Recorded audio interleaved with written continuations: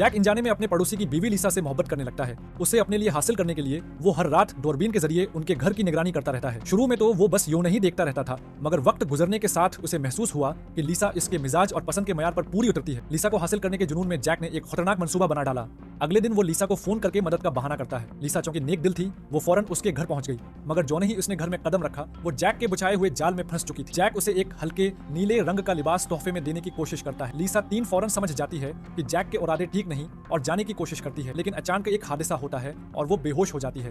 होश आने पर लिसा खुद को एक अजीब व गरीब जगह कैद पाती है। वहाँ पहले से एक और लड़की भी मौजूद थी जिसका नाम ट्रिसिया था, जो इसी तरह जैक की कैद में थी। लिसा बाहर निकलने की कोशिश करती है, मगर दरवाजे पर पास कोड लगा हुआ था। फोन भी महज खुलौना था। वो खिड़की तोड़ने की कोशिश करती है, मगर बाहर मजबूत कंक्रीट की दीवार थी। ट्रिसिया उसे बताती है कि जैक ने ये जगह खास तौर पर उन औरतों को कैद रखने के लिए बना जिन्हें वो पसंद करता है, जो उसकी बात माने उसे खाना मिलता है और जो ना माने उसे भौंका रखा जाता है। लिसा परेशानी और खौफ से हवास खो बैठती। वो मदद के लिए चीखती चलाती है, मगर इमारत को ऐसे बनाया गया है कि बाहर आवाज नहीं जा सकती। जैक दूसरी तरफ लिसा के घर जाता है। लिसा की कुछ चीजें चुरा लेता है और उसकी और शोहर की तस्वीर तोड़कर ऐसा दिखाता है जैसे लिसा घर छोड़कर चली गई हो। फिर वो जेरे जमीन कमरे में आकर लिसा से बात करने की कोशिश करता है, लेकिन लिसा उससे भागकर ऊपर की जानिब रास्ता ढूंढती है, मगर वहाँ भी एक खुफिया कोड वाला दरवाजा था। आखिरकार वो वापस कैद खाने में आ जाता। जैक असल वजह बताता है। इस इलाके के कानून के मुताबिक एक मर्द सिर्फ एक बीवी रख सकता है, मगर जैक एक लालची और बीमार ज़हन का इंसान है, इसीलिए उसने ये खुफिया पनाह गाह तैयार की कि वो मुतअद्दिद औरतों को यहाँ कैद रख सके। इसी दौरान लिसा का शोहर घर लौटता है। पहले तो वो समझता है कि बीवी नाराज होकर मैके गई है, मगर जब फोन घर पड़ा देखता है तो शक में आ जाता। वो फौरन जैक के घर पूछने जाता। लिसा अपने शोहर की आवाज सुनकर